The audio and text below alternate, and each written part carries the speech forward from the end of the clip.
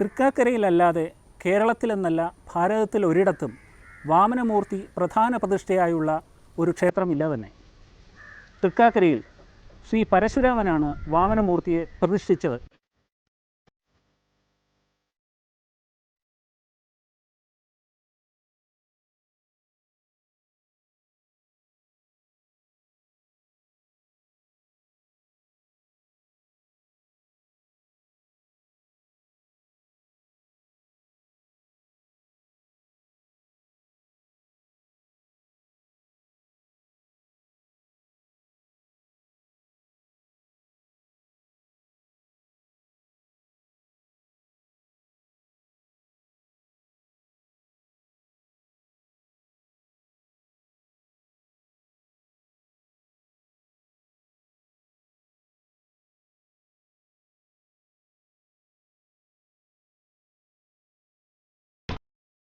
വാമനമൂർത്തിയുടെ സങ്കല്പം ദശാവതാര കഥയുമായി ബന്ധപ്പെട്ട് കിടക്കുന്നു. അസുര ചക്രവർത്തിയും ദാനശീലനുമായ മഹാബലി 3 ലോകങ്ങളും കീഴടക്കി വാഴുന്ന കാലം.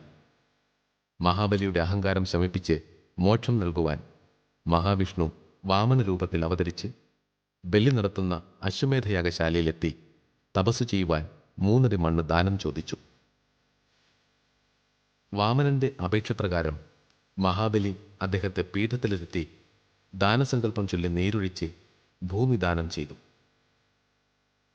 അപരിച്ഛിന്നനായ ശ്രീഹരി പെട്ടെന്ന് പർവ്വതാകാരം പൂണ്ട് 2 അടി കൊണ്ട് 3 ലോകങ്ങളും അളന്നെടുത്തു.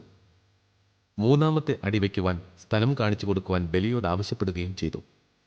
താൻ ഇത്രയും കാലം സ്വന്തമെന്ന് അഹങ്കരിച്ചിരുന്ന 3 ലോകങ്ങളും കേവലം 2 അടി കൊണ്ട് അളന്നെടുക്കുവാൻ കഴിയുന്നതാണെന്ന തിരിച്ചറിവിൽ മഹാബലി ജീവിതത്തിൻ്റെ നശ്വരതയെ മനസ്സിലാക്കുകയും മോക്ഷപ്രാപ്തിക്ക് അർഹനാവുകയും ചെയ്തു.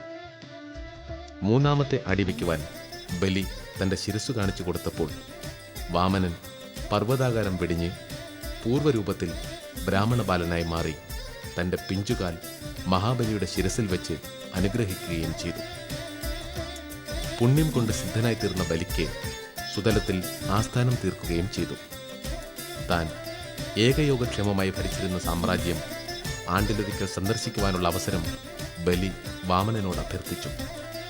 അതുപ്രകാരമാണത്രേ ചിങ്ങമാസത്തിൽ ഉത്രാടം അസ്തമിച്ചതിന് ശേഷം തിരുവോണ നാളിൽ മഹാബലിയുടെ സന്ദർശനം നാം ഓണമായി കൊണ്ടാടുന്നത്.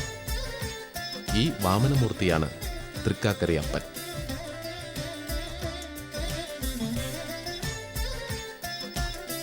വാമനന് മഹാബലി ദാനനീർ നൽകാനെടുത്തതാണ് പിന്നീട് ദാനോദക പൊയ്കയായി മാറിയത് എന്ന് വിശ്വസിക്കപ്പെടുന്നു.